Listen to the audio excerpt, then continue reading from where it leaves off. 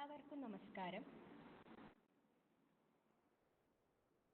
വായന മനുഷ്യന്റെ മനസ്സിനെ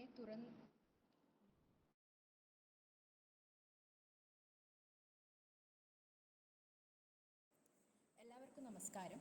വായന മനുഷ്യന്റെ മനസ്സിനെ തുറന്നിടുന്ന ഏറ്റവും നല്ല ശീലങ്ങളിൽ ഒന്നാണ്. വായനയെ പ്രോത്സാഹിപ്പിക്കുന്നതിനായി SNM ട്രെയിനിങ് കോളേജിലെ ലിറ്ററസി ക്ലബിൻ്റെയും ലൈബ്രറി റീഡേഴ്സ് ഫോറത്തിൻ്റെയും ആഭിമുഖ്യത്തിൽ എല്ലാ വ്യാഴാഴ്ചയും സംഘടിപ്പിക്കുന്ന പുസ്തക നിരൂപണ പരിപാടിയാണ് വ്യാഴാഴ്ച വായനാഴ്ച. ഓരോ പുസ്തകവും നമ്മെ പുതിയൊരു ലോകത്തിലേക്കാണ് കൂട്ടിക്കൊണ്ടു പോകുന്നത്. ഇതിന് ഏറ്റവും ഉദാഹരണമായി പറയാവുന്ന ഒന്നാണ് TD രാമകൃഷ്ണൻ സാറിൻ്റെ 6 വിരലുകളുള്ള ഉണ്ണിയേശുവിൻ്റെ പള്ളി. അദ്ദേഹത്തിന്റെ രചനകൾ അറിവ് പകരുന്നതിനൊപ്പം ശബ്ദം കുറവാണല്ലോ. സമൂഹത്തെ പുതിയൊരു വീക്ഷണത്തിൽ കാണാൻ പ്രചോദിപ്പിക്കുകയും ചെയ്യുന്നു.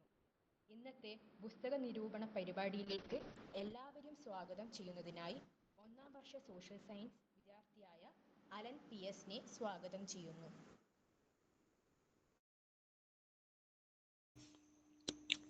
എല്ലാവർക്കും നമസ്കാരം. വായന അറിവിന്റെ കിടങ്ങുകളിലേക്ക് നമ്മെ കൂട്ടിക്കൊണ്ടുപോകുന്ന വേനൽ ചൂടില്ലാത്ത വഴി. SNM training college Moothakunnam literary club library readers ഫോറവുമായി ചേർന്ന് നടത്തുന്ന വ്യാഴാഴ്ച വായനാഴ്ച എന്ന പരിപാടിയിലേക്ക് നമ്മുടെ ബഹുമാനിയായ കോളേജ് പ്രിൻസിപ്പൽ ഡോക്ടർ സുസ്മിത മിസ്സിനെ ഏറെ സ്നേഹത്തോടെ സ്വാഗതം ചെയ്യുന്നു. ഈ ചർച്ചയ്ക്കായി എടുത്തിരിക്കുന്ന 6 വിരലുകളുള്ള ഉണ്ണിയേശുവിൻ്റെ പള്ളി എന്ന ചെറുകഥയുടെ എഴുത്തുകാരനും പ്രശസ്ത നോവലിസ്റ്റുമായ TD രാമകൃഷ്ണൻ സാറിനെ എത്രയും സ്നേഹത്തോടെ ഈ പരിപാടിയിലേക്ക് സ്വാഗതം ചെയ്യുന്നു. വ്യാഴാഴ്ച വായനാഴ്ച എന്ന ഈ പരിപാടിക്ക് എല്ലാവിധ സ്നേഹവും പിന്തുണയും നൽകി കൂടെ നിൽക്കുന്ന ടീച്ചേഴ്സ് കോർഡിനേറ്റേഴ്സായ ഡോക്ടർ കൃഷ്ണകുമാർ സാറിനെയും ഡോക്ടർ ഹീര മിസ്സിനെയും സ്റ്റുഡൻറ് കോർഡിനേറ്റർ അക്ഷയ TS പുസ്തക നിരൂപണം നടത്തുന്ന ഹരിത രമേശിനെയും ഈ പരിപാടിയിലേക്ക് സ്വാഗതം ചെയ്യുന്നു. കൂടാതെ ഈ പരിപാടിയിൽ പങ്കെടുക്കുന്ന എല്ലാ പുസ്തക പ്രേമികളെയും ഏറെ സ്നേഹത്തോടെ സ്വാഗതം ചെയ്തുകൊണ്ട് നിർത്തുന്നു. നന്ദി, നമസ്കാരം. Thank you Alan. TD Ramakrishnan സാറിൻ്റെ 6 വിരലുകളുള്ള ഉണ്ണിയേശുവിൻ്റെ പള്ളി എന്ന പുസ്തകത്തിന്റെ നിരൂപണത്തിനായി 1ാം വർഷ സോഷ്യൽ സയൻസ് വിദ്യാർത്ഥി ഹരിത രമേശിനെ ക്ഷണിക്കുന്നു.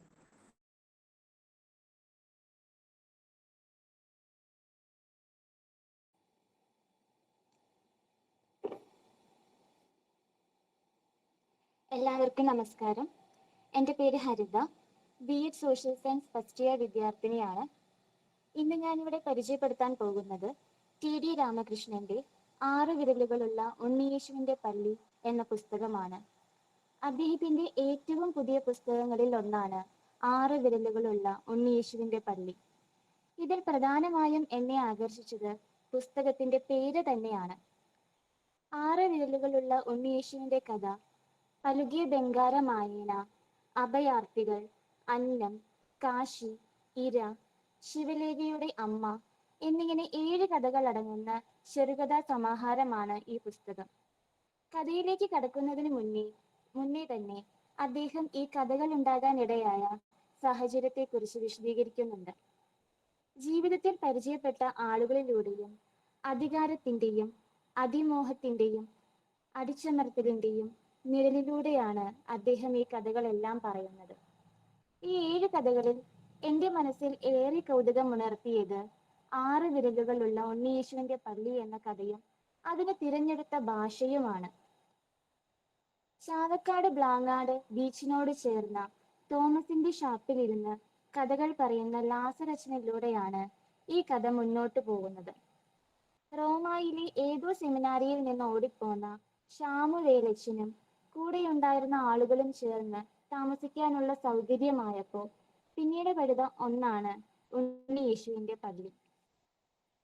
വേലിയേറ്റം വന്നാൽ ആ പള്ളിയിലേക്ക് കടൽ കയറാതിരിക്കാൻ 10 അടി പൊക്കത്തിലായിരുന്നു തറ പണിതിരുന്നത്. ആ രീതിയിലൊരു പള്ളിയിൽ ദിവ്യശക്തിയുള്ള ഉണ്ണിയേശുവിൻ്റെ വിഗ്രഹവുമാണ് ഈ കഥയിൽ ഉടനീളം പ്രതിപാദിക്കുന്നത്. വളരെ രസകരമായിട്ടാണ് രചയിതാവ് ഉണ്ണിയേശുവിന്റെ വിഗ്രഹം കിട്ടിയ കഥ പറയുന്നത്. ഉണ്ണിയേശുവിന്റെ 6 വിരലുകളും അതിൽ 6ാമത്തെ വിരലിൽ നിന്ന് വരുന്ന അത്ഭുതങ്ങളും വളരെ മനോഹരമായിട്ടാണ് ഇതിൽ വിശദീകരിക്കുന്നത്. ദിവ്യശക്തിയുള്ള ഒരു പള്ളി ഉണ്ടാകുമ്പോൾ കരയിലേക്ക് കൂട്ടം കൂട്ടമായി വരുന്ന ആളുകളെ പറ്റിയും ഭാവിയിൽ ഒരു വലിയ തീർത്ഥാടന കേന്ദ്രമാകാനുള്ള സാധ്യതകളെ പറ്റിയും ഈ കഥയിൽ പറയുന്നുണ്ട്. ശക്തിയും അത്ഭുതവുമുള്ള എന്തിനേയും സ്വന്തമാക്കാനുള്ള മനുഷ്യന്റെ ദുരാഗ്രഹത്തെ ഈ കഥയിലെ ക്ഷീരചക്രവർത്തിയായ ഭാസ്കര രവിവർമ്മനിലൂടെ നമുക്ക് കാണാൻ സാധിക്കും. തികച്ചും സാങ്കല്പികമായൊരു കഥയാണ് 6 വിരലുകളുള്ള ഉണ്ണിയേശുവിന്റെ പള്ളി എന്ന കഥ. പലുകെ ബംഗാരമായേന. പ്രശസ്തമായൊരു കീർത്തനത്തിലൂടെ കോവിഡ് എന്ന മഹാമാരിയെ പറ്റിയാണ് അദ്ദേഹം ഈ കഥയിലൂടെ പറയാൻ ഉദ്ദേശിക്കുന്നത്. കഥയിലെ കാലഘട്ടം നമുക്ക് ഏറെ സുപരിചിതമായ ഒന്നാണ്. ഈ ലോകം മുഴുവൻ തങ്ങളുടെ കാൽക്കീഴിലാക്കിയെന്ന മനുഷ്യവംശത്തിന്റെ അഹങ്കാരത്തിന് കിട്ടിയ കനത്ത തിരിച്ചടിയായ കോവിഡ് മഹാമാരിയുടെ കാലഘട്ടത്തിലാണ് ഈ കഥ നടക്കുന്നത്. ചാമിയേട്ടൻ എന്ന കഥാപാത്രം എക്കാലത്തും പല രീതിയിൽ നമ്മൾക്കിടയിലുണ്ട്.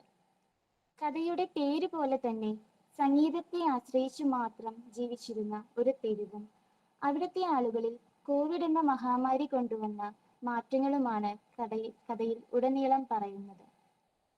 കഥയിലെ സംഗീത വിനായകർ കോവിലിലെ കല്യാണങ്ങൾക്ക് നാദസ്വരം വായിച്ചു കിട്ടുന്ന തുച്ഛമായ വരുമാനം കൊണ്ട് ജീവിക്കുന്ന തമിഴ് ചെട്ടിമാരുമാണ് ആ തെരുവിൽ ഭൂരിപക്ഷവും. കോവിഡ് മഹാമാരി എങ്ങനെയാണ് മനുഷ്യന്റെ ജീവിതത്തെ മാറ്റിയതെന്നും ആളുകൾക്ക് ആദ്യം അതിനോടുള്ള മനോഭാവം എന്തായിരുന്നുവെന്നും വ്യക്തമായി ഈ കഥയിൽ പറയുന്നുണ്ട്. കോവിഡ് കാലത്ത് പല കലാകാരന്മാർക്കും ഈ അവസ്ഥ നേരിടേണ്ടി വന്നിട്ടുണ്ട്. പ്രിയപ്പെട്ടവരുടെ മരണവും പിന്നീട് ഒറ്റപ്പെടലും വളരെയധികം സംഗീതാത്മകമായി കഥയിൽ പ്രതിപാദിക്കുന്നത് നമുക്ക് കാണാം. തികച്ചും നമുക്ക് ഓരോരുത്തർക്കും റിലേറ്റ് ചെയ്യാൻ പറ്റുന്ന ഒരു ചെറുകഥയാണ് പലുകെ ബംഗാരമായേന. ശിവലേഖയുടെ അമ്മ എന്ന കഥയിൽ എഴുത്തുകാരനെ വളരെ അടുത്തു നിന്ന് നമുക്ക് കാണാൻ സാധിക്കും. ഇതൊരു യഥാർത്ഥ അനുഭവമല്ല. നമ്മുടെ എല്ലാം ജീവിതത്തിൽ പല കാലങ്ങളിലായി പല വ്യക്തികളിൽ നമുക്ക് ഇതിലെ കഥാപാത്രങ്ങളെ കാണാൻ സാധിക്കും. ചില സാഹചര്യങ്ങളിൽ അത് നമ്മൾ തന്നെ ആകാനും സാധ്യതയുണ്ട്. 10-30 വർഷങ്ങൾക്ക് മുമ്പ് പാലക്കാട് ഡിവിഷനിൽ ഉണ്ടായിരുന്ന വനിതാ സ്റ്റേഷൻ മാസ്റ്റർ ശിവലേഖയുടെ പേരിലൂടെയാണ് ഈ ചെറുകഥയിലെ കഥാപാത്രത്തെ സൃഷ്ടിച്ചിരിക്കുന്നത്. ഈ കഥയുമായി യാതൊരു ബന്ധവുമില്ല. ഏകദേശം 18 മാസത്തോളമായി കോമയിൽ കിടക്കുന്ന ശിവലേഖയുടെ അമ്മ വളരെയധികം പുസ്തകങ്ങളെ ഇഷ്ടപ്പെട്ടിരുന്ന കുറേയധികം പുസ്തകങ്ങളെ വായിക്കുന്ന ഒരാളായിരുന്നു. ഇതുവരെ ഒരു പരിചയമില്ലാത്ത ഒരാളെ കാണാൻ വേണ്ടി ആശുപത്രിയിലേക്ക് എത്തുകയും അവിടെ നിന്നും അദ്ദേഹം മനസ്സിലാക്കിയ ചില കാര്യങ്ങളുമാണ് ഈ കഥയിലൂടെ പറഞ്ഞു പോകുന്നത്. ജോലിയിൽ നിന്ന് ലീവ് എടുത്ത് അമ്മയെ നോക്കാൻ വേണ്ടി മാത്രം ആശുപത്രിയിൽ കൂട്ടിയിരിക്കുന്ന ശിവലേഖ ടീച്ചറെയാണ് നമുക്ക് ഈ കഥയിലൂടെ കാണാൻ സാധിക്കുന്നത്. വലിയ പ്രതീക്ഷകൾ ഒന്നും തന്നെയില്ല. ഒരു ദിവസത്തിൽ എപ്പോഴെങ്കിലും ഒരിക്കൽ ഏതാനും നിമിഷത്തേക്ക് മാത്രം അമ്മയ്ക്ക് ബോധം തെളിയും. അപ്പോൾ ടീച്ചറെ നോക്കി ഒന്ന് പുഞ്ചിരിക്കും. ആ ഒരു പുഞ്ചിരി കാണാൻ വേണ്ടി മാത്രമാണ് ശിവലേഖ ടീച്ചർ അമ്മയ്ക്ക് കൂട്ടിരുന്നത്. യാതൊരു പ്രതീക്ഷയുമില്ലാതെ തന്റെ അമ്മയെ സ്നേഹിക്കാനും അവർക്ക് വേണ്ടി കാലങ്ങളോളം കൂട്ടിരിക്കാനുമുള്ള ചില മനുഷ്യരുടെ മനസ്സിനെയാണ് അദ്ദേഹം ഈ കഥയിലൂടെ പറയാൻ ഉദ്ദേശിക്കുന്നത്. ഈ പുസ്തകത്തിൽ അടങ്ങിയിരിക്കുന്ന മറ്റ് 7 കഥകളും വ്യത്യസ്തമായ വിഷയങ്ങളും ശൈലികളും മുന്നോട്ട് വയ്ക്കുന്നവയാണ്. ഫാദർ പൗലോസ് പാലാട്ട് എന്ന വൈദികന്റെ കഥയായ ഇര എന്ന ചെറുകഥ കോർപ്പറേറ്റ് ശക്തികളും നിയമവാഴ്ചകളും തമ്മിലുള്ള അന്തർധാര പ്രകടമാക്കുന്ന ഒന്നാണ്. മറ്റൊരു ചെറുകഥയായ അഭയാർത്ഥികൾ ബ്യൂറോക്രസിയുടെ മറ്റൊരു നെറികെട്ട അവസ്ഥ ചൂണ്ടിക്കാണിക്കുന്ന ഒരു കഥയാണ്. മനുഷ്യന്റെ ജീവിതചക്രത്തെ നിയന്ത്രിക്കുന്ന തരത്തിൽ പിടിമുറുക്കുന്ന ഉദ്യോഗസ്ഥ ഭരണത്തെ പറ്റിയാണ് ഇതിലൂടെ പറയാൻ ഉദ്ദേശിക്കുന്നത്. മറ്റു കഥകളായ അന്നം, കാശി, എന്നിവ മനുഷ്യജീവിതത്തിലെ അവസ്ഥകളായ കൃഷി, വിദ്യാഭ്യാസ മേഖലകൾ എന്നിവയെ ചൂണ്ടിക്കാട്ടുന്നവയാണ്. ഈ ചെറുകഥാ സമാഹാരത്തിൽ നിന്നും എനിക്ക് വായിച്ചതിൽ ഏറ്റവും പ്രിയപ്പെട്ട അല്ലെങ്കിൽ എന്നെ സ്പർശിച്ച ഏറ്റവും 3 കഥകളെ കുറിച്ചിട്ടാണ് ഞാൻ ഇവിടെ അവതരിപ്പിച്ചത്. ഈ പുസ്തകത്തിലെ ഓരോ കഥയും വായിക്കുമ്പോൾ വെറുമൊരു സംഭവ വിവരണമോ കഥയോ ആയി മാത്രം നമുക്ക് തോന്നില്ല. മറിച്ച് ഓരോ കഥയും വായനക്കാരനെ ഇരുത്തി ചിന്തിപ്പിക്കുന്നതും നമ്മുടെ തന്നെ ജീവിതവുമായി ബന്ധപ്പെടുത്താൻ സാധിക്കുന്നതുമാണ്.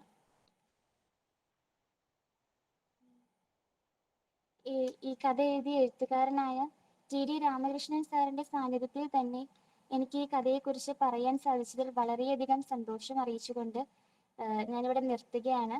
നന്ദി, നമസ്കാരം.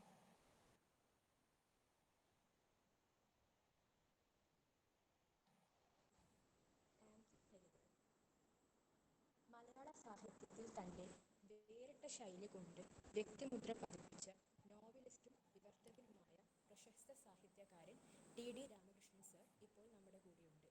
ആദ്യമേ സാറിനോടുള്ള സ്നേഹവും നന്ദിയും അറിയിക്കുന്നു. സാറിനെ ഒന്ന് പരിചയപ്പെടുത്തുകയാണ്. 1961 തത്തമംഗലത്ത് ദാമോദരൻ ഇളയത്തിൻ്റെയും ശ്രീദേവി അന്തർജനത്തിൻ്റെയും മകനായി തൃശൂർ ജില്ലയിൽ ഏയാലിൽ ജനിച്ചു. ആലുവ UC കോളേജ്, മദുരാശി സർവകലാശാല എന്നിവിടങ്ങളിൽ വിദ്യാഭ്യാസം. സദേൺ റെയിൽവേ പാലക്കാട് ഡിവിഷനിൽ ചീഫ് കൺട്രോളറായി ഔദ്യോഗിക വൃത്തിയിൽ നിന്നും വിരമിച്ചു. ടി.ഡി. രാമകൃഷ്ണൻ സാറിൻ്റെ പ്രധാന കൃതികൾ: ആൽഫ, ഫ്രാൻസിസ് ഇട്ടിക്കോര, സുഗന്ധി എന്ന അണ്ണാൾ ദേവനായകി, മാമ ആഫ്രിക്ക, അന്തർ ബദിര മുഗർ, പച്ച മഞ്ഞ ചുവപ്പ് എന്നീ നോവലുകളും എന്ന കൃതിയുടെ മലയാള പരിഭാഷയും സിറാജുനിസ എന്ന കഥയും ഉൾപ്പെടുന്നു. 2003 പ്രശസ്ത സേവനത്തിനുള്ള റെയിൽവേ മന്ത്രാലയത്തിൻ്റെ ദേശീയ അവാർഡും 2007 മികച്ച തമിഴ് മലയാള വിവർത്തകനുള്ള EK ദിവാകരൻ പോറ്റി അവാർഡും നല്ലി വിഷയ് 8 അവാർഡും നേടി. 2017 സുഗന്ധി എന്ന അണ്ടാൾ ദേവനായകി എന്ന നോവലിന് വയലാർ അവാർഡും ലഭിച്ചു. ഫ്രാൻസിസ് ഇട്ടിക്കോര എന്ന നോവലിന് 2010 മലയാള ഭാഷാ ഇൻസ്റ്റിറ്റ്യൂട്ടിൻ്റെ ബഷീർ അവാർഡുകൾ ഉൾപ്പെടെ നിരവധി പുരസ്കാരങ്ങളും ലഭിച്ചു. ടി.ഡി. രാമകൃഷ്ണൻ സാറിൻ്റെ 6 വിരലുകളുള്ള ഉണ്ണിയേശുവിൻ്റെ പള്ളി എന്ന ഏറ്റവും പുതിയ പുസ്തകത്തെക്കുറിച്ചുള്ള എഴുത്തനുഭവങ്ങൾ പങ്കുവയ്ക്കുന്നതിനായി ടി.ഡി. രാമകൃഷ്ണൻ സാറിനെ വളരെയധികം സ്നേഹത്തോടെ സ്വാഗതം ചെയ്യുന്നു.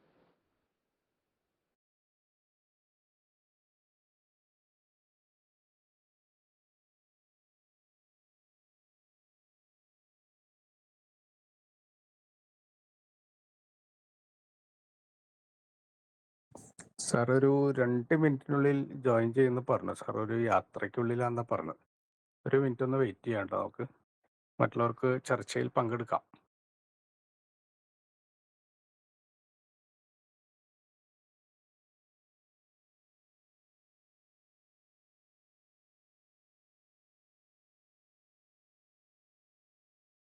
ഹരിത പുസ്തകത്തെക്കുറിച്ച് കൂടുതൽ എന്തെങ്കിലും പറയാൻ സാധിക്കുമെങ്കിൽ പറയാം കേട്ടോ.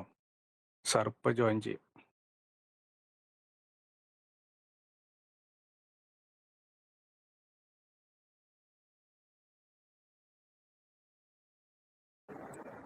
സർ ജോയിൻ ചെയ്തിട്ടുണ്ട്. ആ. നമസ്കാരം സർ.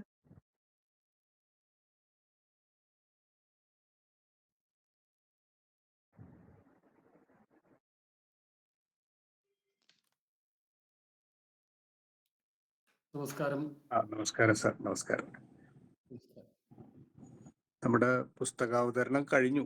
ഒരു കൃത്യം ഓക്കെ. സമയത്തിന് തുടങ്ങി. സാർ ഇതിനെ കുറിച്ചൊന്ന് ഞാനൊരു യാത്രയായിരുന്നു. പറഞ്ഞു സാർ. സാർ പങ്കെടുത്തതിൽ വലിയ സന്തോഷം. എല്ലാവരും കാത്തിരിക്കുകയായിരുന്നു. Thank you.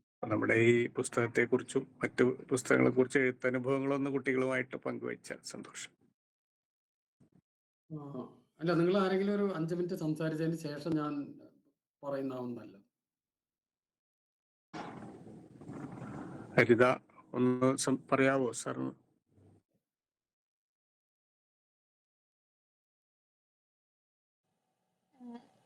ഹായ് സർ, ഞാൻ ഒന്നും കൂടി അവതരിപ്പിക്കാം.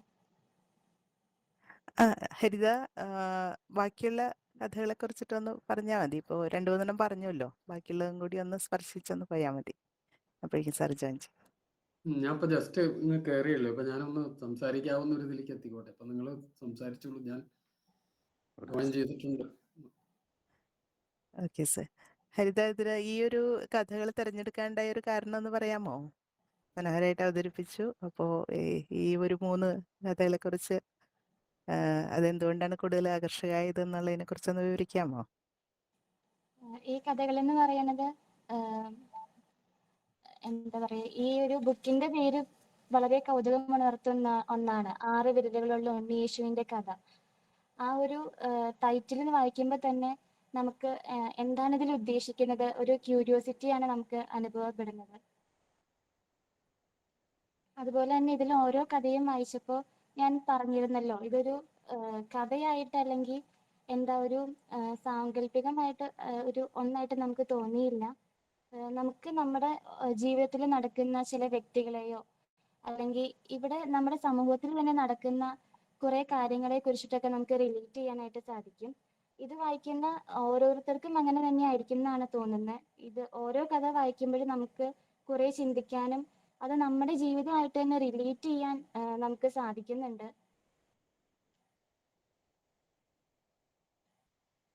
ഇതിനകത്ത് ഈ കഥയിൽ എന്നെ ഏറ്റവും സ്പർശിച്ചത് ഇതിനകത്ത് അവസാന കഥയായിട്ടുള്ള ശിവലേഖയുടെ അമ്മ എന്ന് പറയുന്ന ആ ഒരു ചെറുകഥയാണ്. അതായത് ഇതുവരെ ഒരു പരിചയം പോലും ഇല്ലാത്ത ഒരാളെ കാണാൻ വേണ്ടി ഓദർ ആ ഒരു ഹോസ്പിറ്റലിലേക്ക് എത്തുകയും അവിടെ നിന്ന് അദ്ദേഹം കുറെ കാര്യങ്ങൾ മനസ്സിലാക്കുകയുമാണ്. ആ ഒരു കാര്യങ്ങളെ കുറിച്ചിട്ടാണ് ആ കഥയിലൂടെ പറഞ്ഞു പോകുന്നത്. അതായത് അവിടെ ശിവലേഖ ടീച്ചർ ജോലിയിൽ നിന്ന് ലീവ് എടുത്തിട്ട് ആ അമ്മയെ നോക്കാൻ വേണ്ടി മാത്രം ആശുപത്രിയിൽ കൂട്ടിരിക്കുകയാണ്. അതിൽ ആ അമ്മ, ശിവലേഖ ടീച്ചറുടെ അമ്മ, ഞാൻ പറഞ്ഞ പോലെ തന്നെ വളരെയധികം പുസ്തകങ്ങളെ ഇഷ്ടപ്പെട്ടിരുന്ന ഒരാളായിരുന്നു. കുറെ പുസ്തകങ്ങളെ വായിക്കുന്ന ഒരാളായിരുന്നു. ആ കഥയിൽ പറയുന്നുണ്ട്, ആ അമ്മയെ സ്വാധീനിച്ച ഏറ്റവും ഒരു പുസ്തകം എന്ന് പറയുന്നത് സുഗന്ധി എന്ന ആണ്ടാൾ നായക ആ പുസ്തകമാണ്. അപ്പോൾ ഇതിൽ നമുക്ക് കാണാൻ സാധിക്കും, വലിയ പ്രതീക്ഷകളൊന്നും തന്നെ ശിവലേഖ ടീച്ചർക്കില്ല. ആ ഒരു അമ്മ ഒരു ദിവസത്തിൽ എപ്പോഴെങ്കിലും ഏതാനും നിമിഷത്തേക്ക് മാത്രം ആ അമ്മയ്ക്ക് ബോധം തെളിയുകയും അപ്പോൾ ജസ്റ്റ് ആ ടീച്ചറെ നോക്കി ഒന്ന് പുഞ്ചിരിക്കുകയും മാത്രമാണ് ചെയ്യുന്നത്. ആ ഒരു പുഞ്ചിരി കാണാൻ വേണ്ടി മാത്രമാണ് ശമ്പളമില്ലാതെ ഒരു ലീവ് എടുത്തിട്ട്, ജോലിയിൽ നിന്ന് ലീവ് എടുത്തിട്ട് ടീച്ചർ കൂട്ടിരിക്കുന്നത്. അപ്പൊ ആ അമ്മയോടുള്ള ആ സ്നേഹവും അതുപോലെ തന്നെ നമുക്ക് ഇന്നത്തെ കാലത്ത് ന്യൂസിലൊക്കെ കാണാലോ, അപ്പൊ ആ അമ്മയോടുള്ള ആ സ്നേഹവും കുറെ കാലങ്ങളോളം ആ ഹോസ്പിറ്റലിൽ ആ റൂമിന്റെ ഉള്ളിൽ കൂട്ടിരിക്കാനുള്ള ആ ഒരു മനസ്സിനെയൊക്കെയാണ് നമുക്ക് ഇവിടെ ആ ഒരു കഥയിലൂടെ എന്നെ ഏറെ സ്പർശിച്ചത് ആ ഒരു ഭാഗമൊക്കെയാണ്.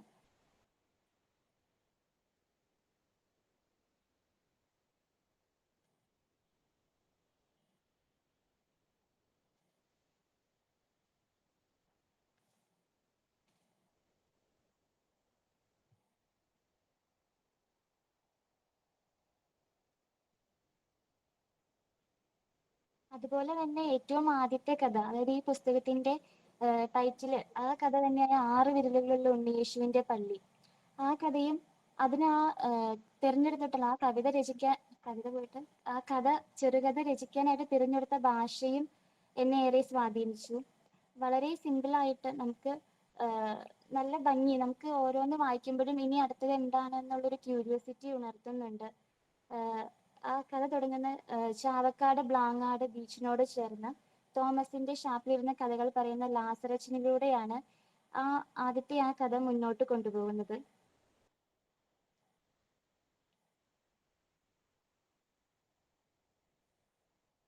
ഈ ഒരു കഥയിലും വളരെ രസകരമായിട്ടാണ് രചയിതാവ് ഉണ്ണിയേശുവിന്റെ വിഗ്രഹം ആ കിട്ടിയ കഥ പറയുന്നത്.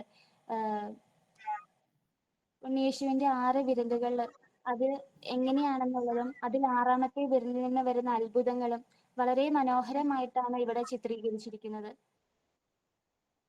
ഈ ഒരു കഥയിൽ മെയിനായിട്ട് കാണാൻ സാധിക്കുന്നത് ഒരു ദിവ്യശക്തിയുള്ള ഒരു പള്ളി അത് ഉണ്ടാകുമ്പോൾ അങ്ങോട്ടേക്ക് കൂട്ടമായിട്ട് വരുന്ന കുറെ ആളുകളെ പറ്റിയും അതൊരു ഭാവിയിൽ ഒരു വലിയ തീർത്ഥാടന കേന്ദ്രമാകാനുള്ള സാധ്യതകളെ പറ്റിയൊക്കെ ഈ കഥയിൽ പറയുന്നുണ്ട്. അപ്പോൾ ശക്തിയും അത്ഭുതവും ഉള്ള എന്തിനേയും സ്വന്തമാക്കാനുള്ള മനുഷ്യന്റെ അത്യാഗ്രഹം, ഒരു ദുരാഗ്രഹത്തെ നമുക്ക് ഈ കഥയിലെ ചേര ചക്രവർത്തിയായ ഭാസ്കര രവിവർമ്മനിലൂടെ കാണാൻ സാധിക്കും.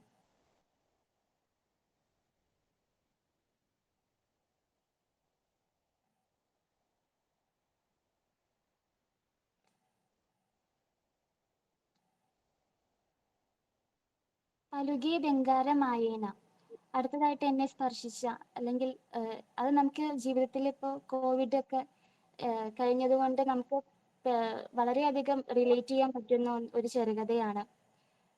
പലുകിയ ബംഗാരമായേന പ്രശസ്തമായ ഈ ഒരു കീർത്തനത്തിലൂടെയാണ് കോവിഡ് എന്ന മഹാമാരിയെ പറ്റി അദ്ദേഹം ഈ കഥയിലൂടെ പറയാൻ ഉദ്ദേശിക്കുന്നത്. കഥയിലെ കാലഘട്ടം നമുക്ക് ഏറെ സുപരിചിതമായ ഒന്നാണ്. ഈ ലോകം മുഴുവൻ തങ്ങളുടെ കാൽക്കീഴിലാക്കി എന്ന മനുഷ്യവംശത്തിന്റെ അഹങ്കാരത്തിന് കിട്ടിയ കനത്ത തിരിച്ചടിയായ കോവിഡ് മഹാമാരിയുടെ കാലഘട്ടത്തിലാണ് ഈ കഥ നടക്കുന്നത്.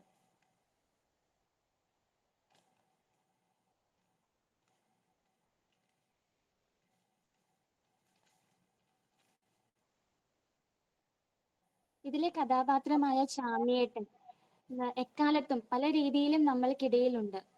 കഥയുടെ പേര് പോലെ തന്നെ സംഗീതത്തെ ആശ്രയിച്ച് മാത്രം ജീവിച്ചിരുന്ന ഒരു തെരുവ്, അവിടുത്തെ ആളുകളിൽ കോവിഡ് എന്ന മഹാമാരി കൊണ്ടുവന്ന മാറ്റങ്ങൾ, ഇതൊക്കെയാണ് ഈ കഥയിലൂടെ ഉടനീളം പറയുന്നത്. കഥയിലെ സംഗീത വിനായക കോവിലിലെ കല്യാണങ്ങൾക്ക് നാദസ്വരം വായിച്ചു കിട്ടുന്ന തുച്ഛമായ വരുമാനം കൊണ്ട് ജീവിക്കുന്ന തമിഴ് ചെട്ടിമാരുമാണ് ആ തെരുവിൽ ഭൂരിപക്ഷവും. കോവിഡ് മഹാമാരി എങ്ങനെയാണ് മനുഷ്യ ജീവിതത്തെ മാറ്റിയതെന്നും ആളുകൾക്ക് ആദ്യം അതിനോടുള്ള മനോഭാവം എന്തായിരുന്നു എന്നും വ്യക്തമായി ഈ കഥയിൽ പറയുന്നുണ്ട്. കോവിഡ് കാലത്ത് പല കലാകാരന്മാർക്കും ഈ അവസ്ഥ നേരിടേണ്ടി വന്നിരുന്നു. പ്രിയപ്പെട്ടവരുടെ മരണവും പിന്നീടുള്ള ഒറ്റപ്പെടലും വളരെയധികം സംഗീതാത്മകമായി കഥയിൽ പ്രതിപാദിക്കുന്നുണ്ട്.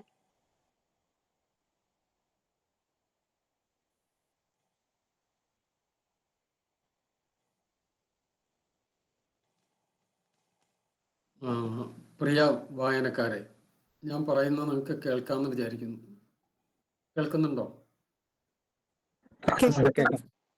കേൾക്കാം. ഞാൻ ഒന്ന് രണ്ട് കാര്യങ്ങളെ പറയാൻ ഉദ്ദേശിക്കുന്നുള്ളൂ. പിന്നെ ഒരു ചെറിയൊരു ബുദ്ധിമുട്ടുള്ള, എനിക്ക് ഒരുപാട് നേരം അവസാനം വരെ ചിലപ്പോൾ നിങ്ങളുടെ കൂടെ ഇരിക്കാൻ പറ്റിയെന്നും വരില്ല. അതുകൊണ്ടാണ് ഞാനിപ്പോൾ ആദ്യം അത് പറയുന്നത്. നേരത്തെ ഇപ്പം ഹരിത പറഞ്ഞ പോലെ ഒരു കഥകൾ, 6 വിരലുകളുള്ള ഉണ്ണി യേശുവിൻ്റെ പള്ളി എന്ന കഥയാണെങ്കിലും, പലുകിയ ബംഗാരമായേന, ശിവലേഖയുടെ അമ്മ, ഇതൊക്കെ എനിക്ക് വ്യക്തിപരമായി പ്രിയപ്പെട്ട കഥകളാണ്. ഇവയെല്ലാം എൻ്റെ ജീവിതത്തിൽ ഓരോ സാഹചര്യത്തിൽ ആ കഥയുടെ പൂർണ്ണമായിട്ട് അതുപോലെയല്ല, അതിലേക്ക് ഞാൻ എത്തിയ വഴികളെ പറ്റിയിട്ട് ആ പുസ്തകത്തിൽ തന്നെ എൻ്റെ ഒരു അഭിമുഖത്തിലോ അതിൻ്റെ തുടക്കത്തിലോ ഒക്കെ ആയിട്ട് പറയുന്നുണ്ട്. നിങ്ങൾ വായിച്ചിട്ടുണ്ടാവുമെന്ന് വിചാരിക്കുന്നു. ഈ കഥയെ നമ്മളുടെ ചുറ്റും തന്നെയുള്ള ജീവിതത്തിൽ നിന്നും ചുറ്റുള്ള സമൂഹത്തിൽ നിന്നും ഒക്കെയാണ് നമ്മളിലേക്ക് എത്തുന്നത്. ഞാൻ പൊതുവെ കുറച്ച് ചെറുകഥകളെ എഴുതിയിട്ടുള്ളൂ. ചെറുകഥകൾ അധികം എഴുതുന്ന കൂട്ടത്തിലല്ല. എന്നാൽ ഒരു നോവൽ കഴിഞ്ഞ് അടുത്തൊരു നോവലിനെ കുറിച്ചുള്ള ചിന്തകളും അതിന് ഉള്ള അന്വേഷണവും ഒക്കെ ആയിട്ട് അങ്ങനെ പോകും. അപ്പോൾ അതിനിടയ്ക്ക് അപൂർവമായിട്ട് ഇടയ്ക്ക് സംഭവിക്കുന്ന ചെറിയ കഥകളാണ് ഇപ്പോൾ ഇതിൽ വന്നിട്ടുള്ളതൊക്കെ. അതുകൊണ്ട് എനിക്ക് നിങ്ങളോട് എല്ലാവരോടുമായിട്ട് പറയാനുള്ളൊരു കാര്യം, നിങ്ങൾക്ക് എന്നോട് എന്തെങ്കിലും ചോദിക്കാനുണ്ടെങ്കിൽ അത് ചോദിക്കാം. അതിന് ഒരു മറുപടി പോലെയോ എന്തെങ്കിലും ഞാൻ പറയുകയും ചെയ്യാം. കഷ്ടിച്ചൊരു അരമണിക്കൂർ സമയം കൂടെ നിങ്ങളുടെ കൂടെ ഉണ്ടാവാം. അപ്പോൾ അങ്ങനെ ചോദിക്കാനുണ്ടെങ്കിൽ ചോദിക്കുന്നതായിരിക്കും കുറച്ചും കൂടെ നല്ലതെന്ന്.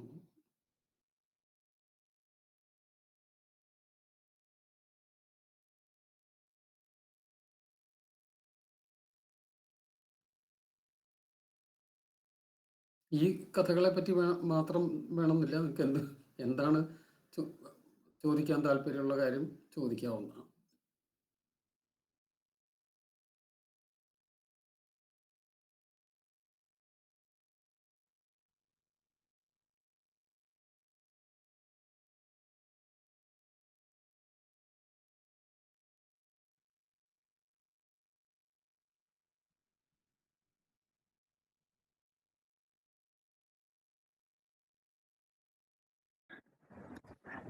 Hello sir. ആ എൻ്റെ പേര് ഹീര. ഞാൻ അവിടുത്തെ ടീച്ചർ കോർഡിനേറ്റർ കൂടിയാണ് ഇതിൻ്റെ പരിപാടിയുടെ. സർ, ഈ തിരക്കിൻ്റെ ഇടയിലും ജോയിൻ ചെയ്തതിൽ ആദ്യമായിട്ട് നന്ദി പറയാണ്. പിന്നെ ഇതിനോടനുബന്ധിച്ചല്ലേ ഞാൻ സാറിൻ്റെ ഒരു ട്രാൻസ്ലേഷൻസിൻ്റെ അറിയാൻ വേണ്ടിയിട്ട് തമിഴിൽ നിന്ന് ട്രാൻസ്ലേഷൻസ് നടത്തിയിരിക്കുന്നത്. അപ്പോൾ അതിനെക്കുറിച്ചൊന്ന് കൂടുതൽ അറിയാൻ താല്പര്യമുണ്ടായിരുന്നു.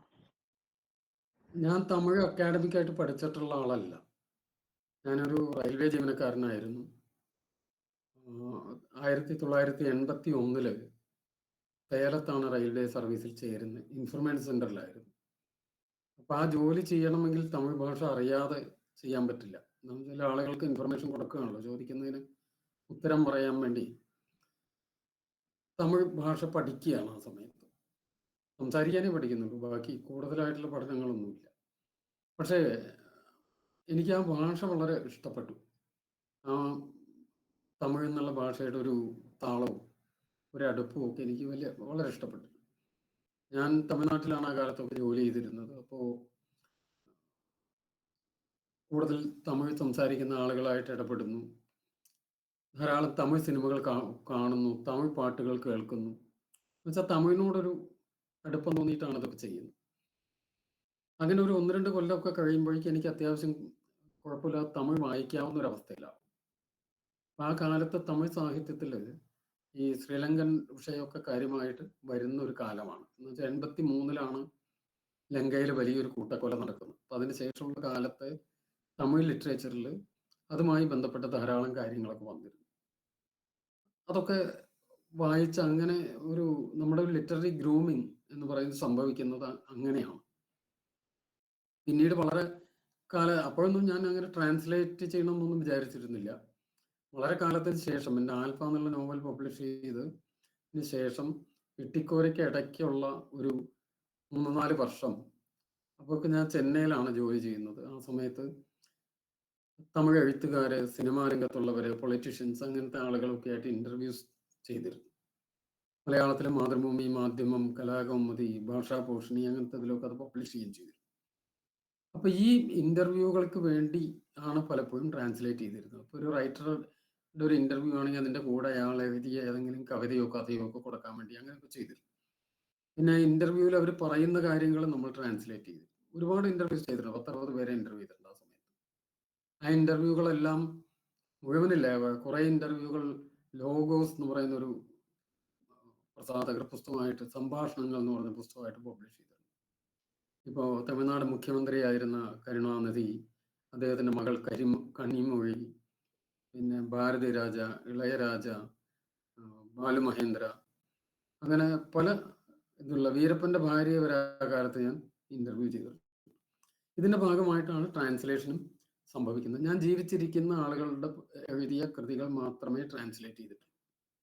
അതിന് കാരണം ഈ ട്രാൻസ്ലേഷൻ സംബന്ധമായ എന്തെങ്കിലും സംശയങ്ങൾ എനിക്ക് തോന്നുകയാണെങ്കിൽ അത് എഴുതിയ ആളോട് തന്നെ ചോദിച്ച് ക്ലാരിഫൈ ചെയ്തിട്ടാണ് ട്രാൻസ്ലേറ്റ് ചെയ്തത്. ഞാനൊരു തമിഴ് പണ്ഡിതനല്ല. തമിഴ് ഭാഷ ഒരുവിധം നന്നായിട്ട് വായിക്കാം എന്ന ഒരു ഇത് മാത്രമേ ഉള്ളൂ. അപ്പം അത് വെച്ച് എഴുത്തുകാരനോട് തന്നെ ചോദിച്ച് ഡിസ്കസ് ചെയ്ത് മനസ്സിലാക്കിയിട്ട് ചെയ്ത ട്രാൻസ്ലേഷൻസ് ചെയ്യുള്ളൂ. കുറച്ച് പുസ്തകങ്ങളെ ചെയ്തിട്ടുള്ളൂ, ഒരുപാടൊന്നും ചെയ്തിട്ടില്ല. ഞാൻ ആ ട്രാൻസ്ലേഷൻസ് നിർത്തിയിട്ടാണ് പിന്നെ ഫ്രാൻസിസ് ഇറ്റിക്കോര എന്ന് പറഞ്ഞ എൻ്റെ നോവൽ കംപ്ലീറ്റ് ചെയ്യുന്നത്. അതിനുശേഷം ഈ ട്രാൻസ്ലേഷൻ ഇന്റർവ്യൂ കാര്യങ്ങൾ അധികം ചെയ്യാൻ സമയം ഉണ്ടായിട്ടില്ല.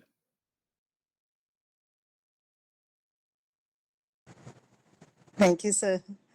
സാറിൻ്റെ ട്രാൻസ്ലേഷൻ സത്യം പറഞ്ഞു കഴിഞ്ഞാൽ പല ഭാഷകൾ കൈകാര്യം ചെയ്യുമ്പോൾ ഉണ്ടാവുന്ന കുറേ ബുദ്ധിമുട്ടുകളുണ്ടല്ലോ. അപ്പോൾ തമിഴിൽ നിന്നാവുമ്പോൾ അത് ഞാൻ പെട്ടെന്ന് കണ്ടപ്പോൾ ഒരു കൗതുകം തോന്നി, അതുകൊണ്ട് ചോദിച്ചെന്നുള്ളൂ. പിന്നെ ഇട്ടിക്കോരയെ കുറിച്ചിട്ട് അതിൻ്റെ ഒരു പല ഭാഗങ്ങൾ, അങ്ങനെ ഒരു സീരീസ്, ഒരു ഫസ്റ്റ് പാർട്ട് എന്നുള്ള രീതിയിലല്ലേ സർ? അതിനെക്കുറിച്ചൊന്ന് പറയാമോ? അത്രയും പോപ്പുലർ ആയിട്ടുള്ള പുസ്തകമാണ്, എന്നാൽ പോലും ശ്രോതാക്കൾക്ക് വേണ്ടിയിട്ട്, ഫ്രാൻസിസ് ഇറ്റിക്കോരയുടെ 1-ാം ഭാഗമാണ് പുസ്തകമായിട്ട് പ്രസിദ്ധീകരിച്ചിട്ടുള്ളത്.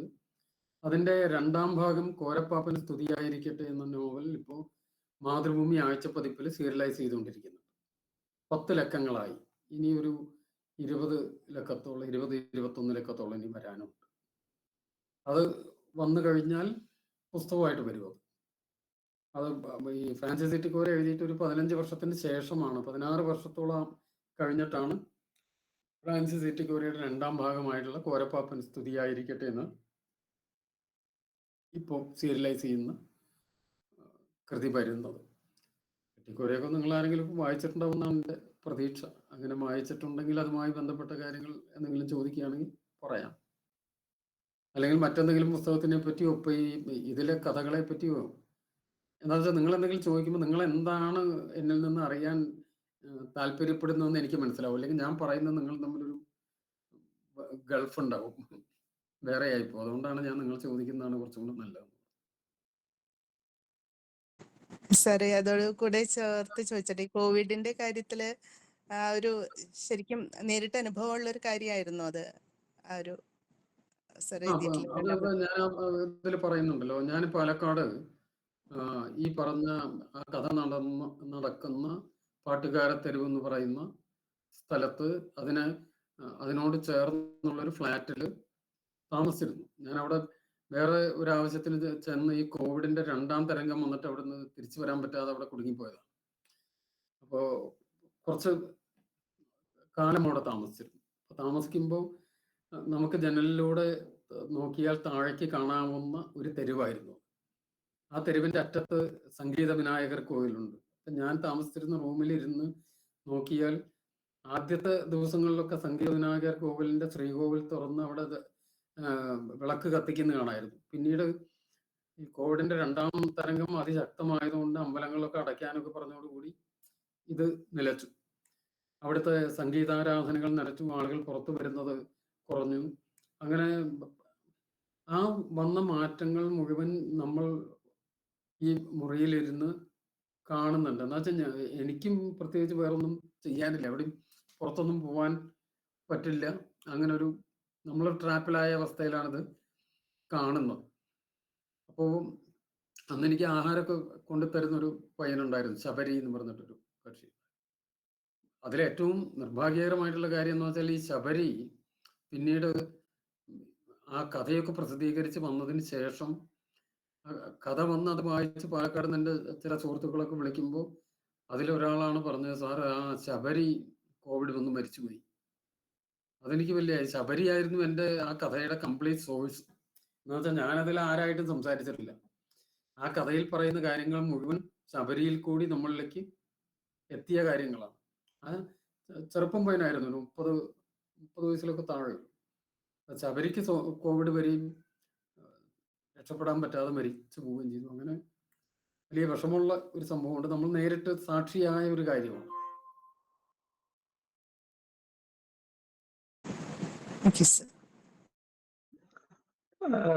രാമകൃഷ്ണൻ സാറ്, എൻ്റെ പേര് ഔസഫ് എന്നാണ്. 1-2 സന്ദർഭങ്ങളിലൊക്കെ സാറുമായിട്ട് കാണാനും പരിചയപ്പെടാനും ഒക്കെ നേരിൽ സാധിച്ചിട്ടുണ്ട്. ഇനി ഇട്ടിക്കോരയുടെ കവിതയെക്കുറിച്ച് നോവലിനെ കുറിച്ച് സംസാരിക്കുമ്പോഴത്തേക്ക് അതിനകത്ത് പറയുന്ന ഈ പുതിയ സുവിശേഷം, ഇട്ടിക്കോരയുടെ പുതിയ സുവിശേഷം എന്ന് പറയുന്നത് പുതിയ കാലഘട്ടത്തിന്റെ നിർവചനം ആയിട്ടല്ലേ അങ്ങ് ഉദ്ദേശിക്കുന്നത് എന്നാണ് ഒരു ചോദ്യം. രണ്ടാമത്തേത്, ഇതൊരു ഫിക്ഷൻ അല്ലേ? ഈ 2 ചോദ്യങ്ങളുള്ളൂ. ഒന്നാമത്തെ ചോദ്യത്തിന്റെ ഉത്തരം എന്താ വെച്ചാൽ പുതിയ കാലത്തിന്റെ നിർവചനം എന്ന് വേണമെങ്കിൽ പറയാം. നിങ്ങൾ വായനക്കാരാണ് തീരുമാനിക്കേണ്ടത് എങ്ങനെയാണെന്ന്. ഇട്ടിക്കോരയുടെ ഒരു നിലപാടുകൾ എന്താണെന്ന് വെച്ചാൽ, ഇപ്പോഴത്തെ പുതിയ കാലത്ത് വലിയൊരു വിഭാഗം മനുഷ്യർ ആഘോഷിച്ച് ജീവിക്കുന്ന മറ്റു കാര്യങ്ങളെക്കുറിച്ചോ സഹജീവികളെക്കുറിച്ചോ ഒന്നും വലിയൊരു പരിഗണനയൊന്നും ഇല്ലാതെ സ്വന്തം കാര്യം മാത്രം എന്നുള്ള രീതിയിൽ ജീവിക്കുന്നതും, ഒരു തരത്തിലുള്ള എന്തെങ്കിലും ഒരു തെറ്റ് ചെയ്യാണെന്നോ മറ്റുള്ളവർക്ക് ദ്രോഹം ചെയ്യാണെന്നോ അങ്ങനെ ഒന്നും ചിന്തിക്കാതെ സ്വന്തം കാര്യത്തിന് മാത്രം സ്വാർത്ഥതയുടെ മൂർത്തമായ ആഘോഷം, അതുപോലെ ആർത്തിയുടെ ആഘോഷം. അപ്പൊ ഇതാണെന്ന് നമ്മുടെ ചുറ്റുള്ള സമൂഹത്തിൽ നമ്മൾ വലിയ തോതിൽ കാണുന്നത്. അപ്പൊ അതിനെ ആണ് നമ്മൾ ഇട്ടിക്കോരയിൽ കൂടി പ്രസന്റ് ചെയ്യുന്ന ഒരു കാര്യം. പിന്നെ അത് പല തരത്തിൽ ഇൻപെർട്ട് ചെയ്യാവുന്ന കാര്യമാണ്. രണ്ടാമത് എന്തായിരുന്നു ചോദിച്ചിരുന്നത്? ഇതൊരു ഫിക്ഷൻ, ടോട്ടലി ഒരു ഫിക്ഷൻ മോഡിലേക്ക്, അതോ സത്യവും ഫിക്ഷനും കൂടി ചേർന്ന് മിക്സ് ചെയ്തിട്ടുള്ള ഒരു നോവലല്ലേ എന്നാണ് ഞാൻ ചോദിച്ചത്. നമ്മളൊരു നോവൽ എഴുതുമ്പോൾ, നോവൽ എന്ന് മാത്രമല്ല കേട്ടോ, കഥയാണെങ്കിലും ഈ 6 വിരലുകളുള്ള ഉണ്ണിയേശുവിൻ്റെ പള്ളി എന്ന് പറഞ്ഞ കഥയുൾപ്പെടെ ഇട്ടിക്കോരയോ എൻ്റെ സുഗന്ധിയോ മാമ ആഫ്രിക്കയോ പച്ചാമഞ്ഞ ചുവപ്പ് എന്താണെങ്കിലും എല്ലാം കഥയാണ്, ഫിക്ഷനാണ്. പക്ഷേ ഇതിലൊരു വ്യത്യാസം എന്താണെന്ന് വെച്ചാൽ ഈ കഥ പറയുന്ന ആൾ കഥ എഴുതുകയാണ്, പക്ഷെ ഞാൻ പറയുന്നത് നമ്മൾ എഴുതി മറ്റൊരാളിലേക്ക് കൊടുക്കുന്നു എന്ന് മാത്രമേ ഉള്ളൂ. കഥ പറച്ചിലാണ് അതിനകത്ത്. കഥ പറയുന്ന ആളുടെ മനസ്സിലുള്ള ഒരേ ഒരു ലക്ഷ്യം വായിക്കുന്ന ആളെ ഇത് പൂർണ്ണമായിട്ട് വിശ്വസിപ്പിക്കുക എന്നുള്ളത്, കൺവിൻസിങ് ആക്കുക. ഇത് യഥാർത്ഥത്തിൽ സംഭവിച്ച കാര്യങ്ങളാണ് എന്ന്, സംഭവിക്കുന്ന കാര്യങ്ങളാണ് എന്ന്, സംഭവിച്ചുകൊണ്ടിരിക്കുന്ന കാര്യങ്ങളാണെന്ന് വായനക്കാരെ വിശ്വസിപ്പിക്കാനുള്ള ശ്രമമായിരിക്കും കഥ പറച്ചിലിൽ പ്രധാനമായിട്ട് നമ്മൾ ചെയ്യുന്നത്. അങ്ങനെ കഥ പറയുമ്പോൾ യഥാർത്ഥത്തിൽ ഉള്ള കാര്യങ്ങൾ, പരിചിതമായിട്ടുള്ള കാര്യങ്ങൾ, പരിചിതമായിട്ടുള്ള സ്ഥലം, കാലം, സംഭവം, ഇത്തരം കാര്യങ്ങളും ഭാവനയിൽ ഉള്ള കാര്യങ്ങളും കൂടി ചേർത്താണ് ഈ പറയുന്നത്. അപ്പൊ സ്വാഭാവികമായിട്ട് ഈ പറയുന്ന കാര്യം യാഥാർത്ഥ്യമാണെന്നുള്ളൊരു ബോധം വായിക്കുന്നവരിലേക്ക് കിട്ടും. നമ്മൾ പെറുവിലെ ഒരു സ്ഥലത്തിനെ പറ്റി ഇട്ടിക്കോരയിൽ പറയുന്നു, ലിമയിലുള്ള ഒരു സ്ഥലത്തിനെ പറ്റി പറയുന്നു, ഒരു സ്ട്രീറ്റിനെ പറ്റി പറയുന്നു, അത് അവിടുത്തെ ഒരു പോലീസ് സ്റ്റേഷനെ പറ്റി പറയുന്നു. ഇതെല്ലാം യഥാർത്ഥത്തിലുള്ള കാര്യങ്ങളാണ്. പക്ഷെ ആ പോലീസ് സ്റ്റേഷനിൽ നടക്കുന്ന സംഭവങ്ങൾ അത് ഫിക്ഷനാണ്. അതേപോലെ കുന്നുകുളത്തിനെ പറ്റി പറയുന്ന കാര്യങ്ങളാണെങ്കിൽ മറ്റ് പല സ്ഥലങ്ങളെ പറ്റി, പല കാലങ്ങളെ പറ്റി ഒക്കെ പറയുന്നതിൽ നമ്മൾ യാഥാർത്ഥ്യവും ഭാവനയും കലർത്തിയിട്ടാണ് കഥ പറയുന്നത്. പക്ഷേ ഇതിലിപ്പോൾ ഇട്ടിക്കോരയുടെ ആദ്യത്തെ വാചകം നിങ്ങൾ ശ്രദ്ധിച്ചിട്ടുണ്ടോ എന്ന് എനിക്ക് അറിഞ്ഞുകൂടാ. ശ്രദ്ധിക്കുകയാണെങ്കിൽ മനസ്സിലാകും, ഇത് ചരിത്രമല്ല എന്ന് പറഞ്ഞുകൊണ്ട് തുടങ്ങുന്ന നോവലാണ്.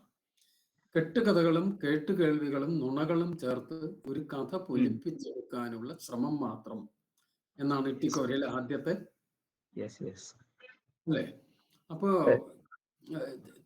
ഹിസ്റ്ററി നമ്മൾ ഉപയോഗിക്കുന്നുണ്ട്, കേട്ടുകേൾവികൾ ഉപയോഗിക്കുന്നുണ്ട്. ഇപ്പൊ നമുക്ക് യഥാർത്ഥ ചരിത്രത്തിൽ കേട്ടുകേൾവികളെ ഒന്നും ഉപയോഗിച്ച് ചരിത്രം ചെയ്യാൻ പറ്റില്ല. കൃത്യമായിട്ടുള്ള ചരിത്രം എന്ന് പറയുന്ന ജ്ഞാനമേഖല, അതിൻ്റെതായിട്ടുള്ള അന്വേഷണങ്ങളും സിസ്റ്റമാറ്റിക് ആയിട്ടുള്ള അതിൻ്റെ ഒരു പഠന രീതികളും ഉണ്ട്. അതനുസരിച്ചാണ് ചെയ്യുക. ഇപ്പം പട്ടണത്തിൽ എക്സ്കവേഷൻസ് നടത്തി അവിടുന്ന് ഓരോ കാര്യങ്ങൾ കണ്ടെടുത്ത് അതിൻ്റെ കാർബൺ ഡേറ്റിങ്ങോ ബാക്കി കാര്യങ്ങളൊക്കെ നടത്തിയിട്ടാണല്ലോ അതിൽ ഇന്ന കാര്യങ്ങളാണെന്ന് പറയും. പക്ഷേ കഥ എഴുത്തുകാരനെ സംബന്ധിച്ച് അങ്ങനെയല്ല. കഥ എഴുതുന്നത് യഥാർത്ഥത്തിൽ ഒരു ഒറ്റ സെക്കൻഡ് ഞാൻ തിരിച്ചു വിളിക്കാം, ഒരു മീറ്റിങ്ങിലാണ് കേട്ടോ.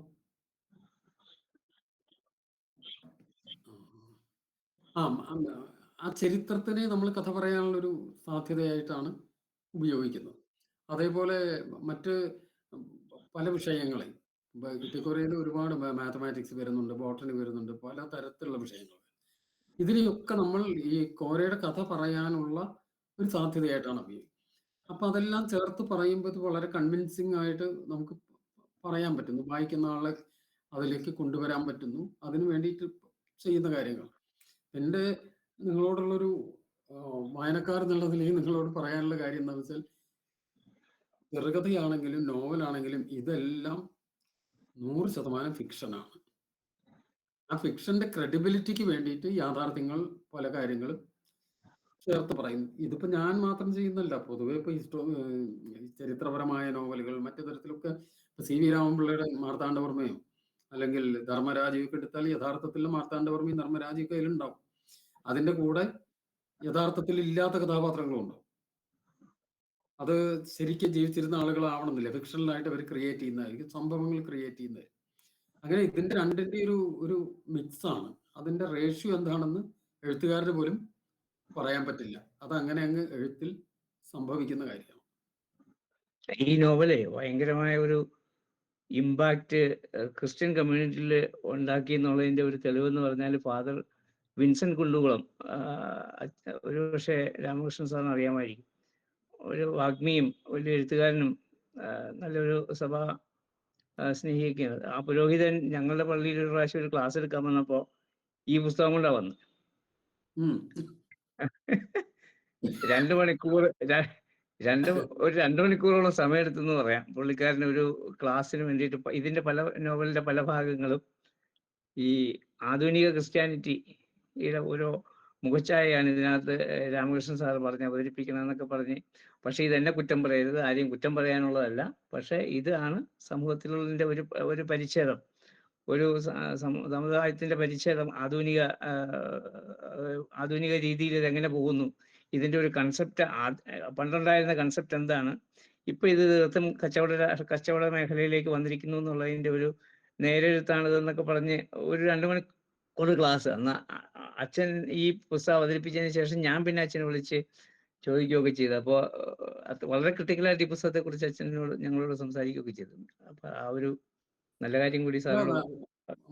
വേറെയും ചില അച്ഛന്മാര് എന്നോട് സംസാരിച്ചിട്ടുണ്ട്. ഇതിന്റെ ചർച്ച ഇപ്പോ ഇതേപോലത്തെ ഒരു ഡിസ്കഷൻ ഈ ഇട്ടിക്കോര വന്ന സമയത്ത് ഇട്ടിക്കോരയെ കുറിച്ചിട്ടുള്ള ഒരു ചർച്ച നടന്നപ്പോൾ ആ പുസ്തകം അവതരിപ്പിച്ച് സംസാരിച്ച തന്നെ ഒരു അച്ഛനായിരുന്നു. അതിന്റെ പല ഡയമെൻഷൻസ് അവർക്ക് കുറച്ചും കൂടെ അത് ക്ലിയർ ആയിട്ട് മനസ്സിലാക്കാൻ പറ്റുന്ന കാര്യങ്ങളാണ്. എന്താണെന്ന് വെച്ചാൽ നമ്മൾ ഒരു റിലിജിയനെ ഇതായിട്ടല്ല എഴുതിയിരിക്കുന്നത്, അതിൽ വരുന്ന പുഴുക്കുത്തുകളെ എന്നോട് പലരും പറഞ്ഞതെന്ന് വെച്ചാൽ ഞങ്ങൾക്ക് ഒരാൾക്ക് ഇതിന് പറയാൻ പറ്റില്ല, നിങ്ങൾ പറഞ്ഞ് നന്നായി എന്ന് പറഞ്ഞ അച്ഛന്മാരുണ്ട്. അങ്ങനെ പറഞ്ഞവരും ഇതിനകത്തുണ്ട്. അങ്ങനെ പല രീതിയിൽ അത് വായിക്കാലോ. അതെ, താങ്ക് യു സാർ. സാറേ, ഞാൻ പത്തനാപുരത്ത് സെൻറ്റ് സ്റ്റീഫൻസ് കോളേജിലെ ലൈബ്രറിയനാണ്. എൻ്റെ പേര് ബൈജു എന്നാണ്. സാറിൻ്റെ ഈ 3 പുസ്തകങ്ങൾ ഞങ്ങളുടെ കോളേജിൻ്റെ ലൈബ്രറിയിൽ വിദ്യാർത്ഥികൾ വളരെ ഗൗരവമായിട്ട് ചർച്ച ചെയ്തിരുന്നു. പ്രത്യേകിച്ച് ഈ ഫ്രാൻസിസ് എറ്റിക്കോരയൊക്കെ വളരെ കുട്ടികൾ വായിച്ചിട്ട്, ധാരാളം കുട്ടികൾ വായിച്ചിട്ട് അതിനെക്കുറിച്ച് അവരിങ്ങനെ കൂട്ടമായിട്ട് കൂടിയിരുന്ന ലൈബ്രറി ഞങ്ങൾ ഒരു ദിവസം ഇങ്ങനെ ചർച്ച ചെയ്യും. പ്രത്യേകിച്ച് പിന്നെ വേറെ ദിവസം അന്തർ ബദിരർ മൂകർ എന്നുള്ള പുസ്തകവും അതൊക്കെ വളരെ നന്നായിട്ട് ചർച്ച ചെയ്തു. അപ്പം ഞാൻ അതിൻ്റെ ഭാഗമായിട്ട് ഈ ഫ്രാൻസിസ് എറ്റിക്കോര വായിച്ചപ്പോൾ എനിക്ക് വലിയ അത്ഭുതം തോന്നി. കാരണം സാറിങ്ങനെ ഒരു ഇന്റർ ഡിസിപ്ലിനറി ആയിരിക്കുന്നത്. അതിനകത്ത് മാത്തമാറ്റിക്സ് ഉണ്ട്, അതിനകത്ത് ബോട്ടണി ഉണ്ട്, അതിനകത്ത് ചരിത്രമുണ്ട്. അപ്പോൾ ഇതിനെല്ലാം ഇങ്ങനെ മിക്സ് ചെയ്ത് അറിയാതെ നമ്മൾ ചില സന്ദർഭത്തിൽ ഈ നെറ്റിൽ സെർച്ച് ചെയ്യും, ഇത് സത്യമാണോ അല്ലയോ, ഇത് ശരിയാണെന്നുള്ള അറിയാതെ. പ്രത്യേകിച്ച് ആദ്യത്തെ ഭാഗമൊക്കെ ഒത്തിരി ഇഷ്ടപ്പെട്ടു. സാറിൻ്റെ ഒരു എഴുത്തിൻ്റെ ഒരു ലൈഫ് ഇങ്ങനെ ഇത്രയും വളരെ വ്യത്യസ്തമായിട്ട് ഇങ്ങനെ എഴുതുന്ന ഒരു സ്കില്ല്, അത് വളരെ ഒരു അത്ഭുതമാണ്. പ്രത്യേകിച്ച് ഞാൻ ഈ സാറിൻ്റെ ഈ കഴിഞ്ഞ പ്രാവശ്യം ഇടയ്ക്ക് സാറിൻ്റെ എഴുത്ത് ജീവിതത്തെക്കുറിച്ച് ട്രെയിൻ യാത്രയിലെ ഇങ്ങനെ ഏകാന്തതയും അതിൻ്റെ കാര്യങ്ങളും, അപ്പം അതൊക്കെ സാറിൻ്റെ ഒരു എഴുത്ത് ജീവിതത്തെ സ്വാധീനിച്ചിട്ടുണ്ടാകും അല്ലേ? തീർച്ചയായിട്ടും. ഞാൻ 35 വർഷം ഇന്ത്യൻ റെയിൽവേയിൽ പലതരം ജോലി ചെയ്ത ആളാണ്. 81 ഒരു ടിക്കറ്റ് കളക്ടറാണ് ആയിട്ടാണ് ജോലിക്ക് ചേരുന്നത്. പിന്നെ ടിക്കറ്റ് എക്സാമിനറായി, ടിക്കറ്റ് ഇൻസ്പെക്ടറായി, ഗാർഡായി, കൺട്രോളറായി, ഡെപ്യൂട്ടി ചീഫ് കൺട്രോളറായി. പാലക്കാട് ചീഫ് കൺട്രോളർ ആയിരിക്കുമ്പോഴാണ് 2016 ജനുവരി മാസത്തിൽ റിട്ടയർ ചെയ്യുന്നത്. ഈ കാലത്ത് കേരളത്തിലും തമിഴ്നാട്ടിലും കർണാടകയിലും ആന്ധ്രയിലും കുറച്ചു കാലം ഡൽഹിയിലും ഒക്കെ ആയിട്ട് പല സ്ഥലങ്ങളിൽ ജോലി ചെയ്തിട്ടുണ്ട്. പല തരത്തിലുള്ള ജോലിയാണ് ചെയ്തത്. ധാരാളം യാത്രകൾ ഉണ്ടായിട്ടുണ്ട്. ഒരുപാട് മനുഷ്യരെ കാണാനും പരിചയപ്പെടാനും സംസാരിക്കാനും പലതരത്തിലുള്ള അവരുടെ അനുഭവങ്ങൾ നമുക്ക് മനസ്സിലാക്കാനും ഒക്കെ കഴിഞ്ഞിട്ടുണ്ട്. അതൊക്കെ എൻ്റെ എഴുത്തിനെ സ്വാധീനിച്ചിട്ടുണ്ട്. സാധാരണ പലരും ഇത്തരം ചർച്ചകൾ ചോദിക്കാറുള്ളത് നിങ്ങളെ സ്വാധീനിച്ച പുസ്തകം അല്ലെങ്കിൽ നിങ്ങളെ സ്വാധീനിച്ചിട്ടുള്ള കാര്യങ്ങൾ എന്തൊക്കെയാണെന്ന് വെച്ചാൽ, എനിക്ക് അതിന് മറുപടി പറയാനുള്ളത്, ഞാൻ ഓരോ പുസ്തകവും എഴുതുന്ന വരെ ഉള്ള കാലം, ഇപ്പോൾ എട്ടിക്കോര എഴുതുന്ന വരെയുള്ള കാലത്ത് അല്ലെങ്കിൽ സുഗന്ധി എഴുതുന്ന വരെയുള്ള കാലം, അതുവരെയുള്ള കാലം ഞാൻ വായിച്ച പുസ്തകങ്ങൾ, കണ്ട മനുഷ്യർ, കണ്ട സിനിമകൾ, ജീവിച്ച ജീവിതം, ഇതെല്ലാം എന്നെ ഒരു തരത്തിൽ അല്ലെങ്കിൽ മറ്റു തരത്തിൽ സ്വാധീനിക്കുന്നുണ്ട്. അതിൻ്റെ ഫലമായിട്ട് തന്നെയാണ് ഈ നമ്മളുടെ അനുഭവങ്ങളെ അല്ലെങ്കിൽ നമ്മുടെ ചിന്തകളെ, അനുഭവം എന്ന് പറഞ്ഞാൽ ഫിസിക്കലായിട്ടുള്ള അനുഭവം മാത്രമായിരിക്കണമെന്നില്ല. നമ്മുടെ വായനയൊരു അനുഭവമാണ്, നമ്മൾ സിനിമ കാണുന്ന അനുഭവമാണ്. ഞാൻ മുമ്പേ ഈ 2000 തുടക്കത്തിൽ കണ്ട ഒരു സിനിമയാണ് ദി ബ്യൂട്ടിഫുൾ മൈൻഡ് എന്ന് പറയുന്നത്. വളരെ പ്രസിദ്ധമായൊരു ഗണിതശാസ്ത്രജ്ഞന്റെ ജീവിതവുമായി ബന്ധപ്പെട്ട ഒരു സിനിമയാണ്. റസൽ ക്രോവ് ഒക്കെ അഭിനയിക്കുന്ന ജോൺ നാഷ് എന്ന് പറയുന്ന മാത്തമാറ്റീഷ്യന്റെ ലൈഫാണ്. അതെന്നെ വലിയ തോതിൽ സ്വാധീനിച്ചിട്ടുള്ള സിനിമയാണ്.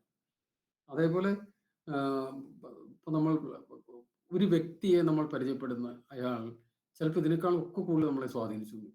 അപ്പം ഇതിൽ നിന്നാണ് പിന്നെ ഒരു ഭാവനയുടെയും ചിന്തകളുടെയും ഒക്കെ വഴി കൂടി നമ്മുടെ പുസ്തകങ്ങൾ ഉണ്ടാകുന്നത്. കഥ പറയാൻ പറ്റും, എല്ലാം സ്വാധീനിച്ചു.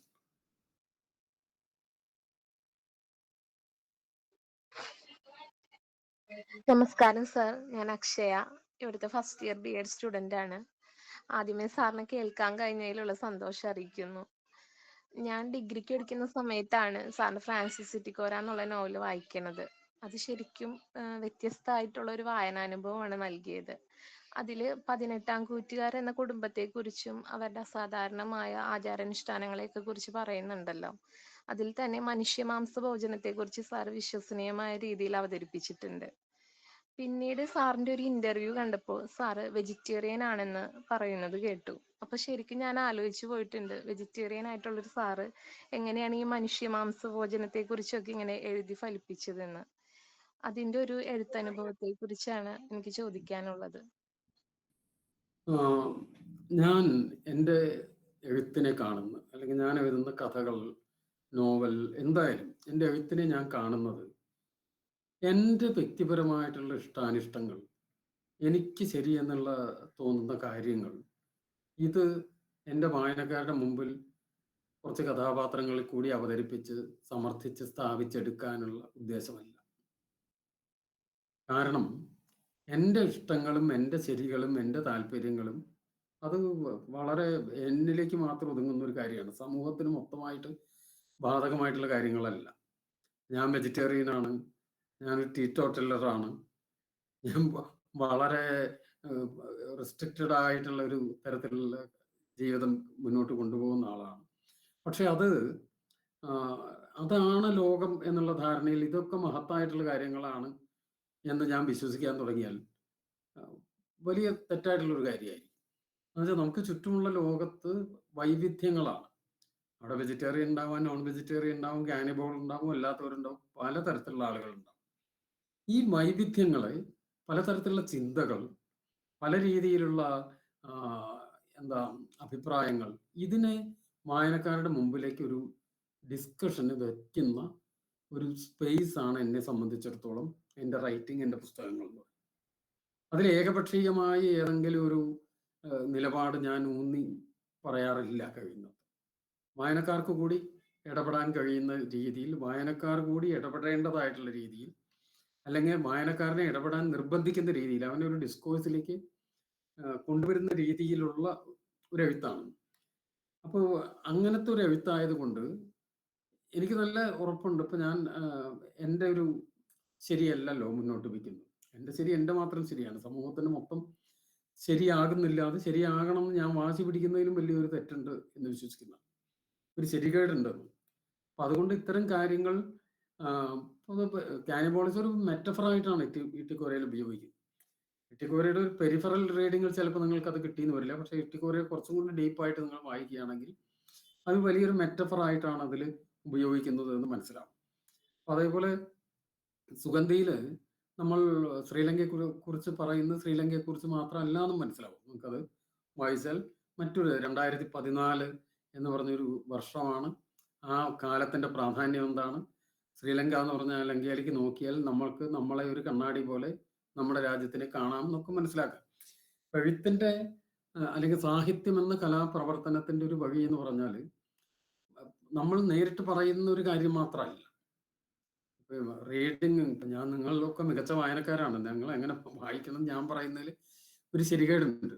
എങ്കിലും വായനയുടെ ഒരു സാധ്യത എന്ന് പറയുന്നത് ഒറ്റ നോട്ടത്തിൽ നിങ്ങൾ വായിക്കുമ്പോൾ കാണുന്ന കാര്യങ്ങളുടെ അപ്പുറത്തേക്ക് നിങ്ങളുടെയും കൂടെ ഭാവന ഉപയോഗിച്ച് ചിന്തിച്ചാൽ പലയിടങ്ങളിലേക്ക് പോകാൻ പറ്റുന്ന, എക്സ്പ്ലോർ ചെയ്യാവുന്ന ഒരു വായന. പിന്നെ ആൽഫ എന്ന് പറഞ്ഞ നോവൽ ഒരു ആന്ത്രപ്പോളജിക്കൽ എക്സ്പെരിമെന്റിനെ പറ്റിയിട്ടാണ് പറയുന്നത്. പക്ഷെ ലോക ചരിത്രത്തിൽ നടന്ന ഒരു ആന്ത്രപ്പോളജിക്കൽ എക്സ്പെരിമെന്റ് എന്ന് പറയുന്നത് സോവിയറ്റ് യൂണിയന്റെ ഒരു ഫോർമേഷനും അതിൻ്റെ ഒരു 80 കൊല്ലത്തെ ചരിത്രമാണ്. അത് കഴിഞ്ഞിട്ട് അതിന് സംഭവിക്കുന്ന ഒരു ഡിസൻറ്റഗ്രേഷൻ. അല്ലാതെ കണ്ട് ഒരു ആന്ത്രപ്പോളജിക്കൽ എക്സ്പെരിമെന്റ് എന്നുള്ള നിലയ്ക്ക് നമ്മൾ ആരും മനുഷ്യരെ വെച്ച് എക്സ്പെരിമെന്റ് ചെയ്യാറില്ല. പക്ഷേ നമ്മൾ അത്തരത്തിലുള്ള എക്സ്പെരിമെന്റ് എന്നുള്ള കൺസെപ്റ്റ് വെച്ച് ഈ സോവിയറ്റ് യൂണിയനെ കുറിച്ച് ഈ നോവലിൽ എവിടെയും പറയുന്നില്ല. അപ്പോൾ അത് വായനക്കാരൻ്റെ ഒരു ഭാവനയിലേക്ക് വിടുന്ന കാര്യമാണ്. അപ്പോൾ പലപ്പോഴും ഇത്തരത്തിൽ നമ്മുടേതായിട്ടുള്ള ഇടങ്ങളിൽ നിന്ന് ഞാൻ തിരിച്ചു വിളിക്കാം കേട്ടോ, ഒപ്പം വിളിക്കാം.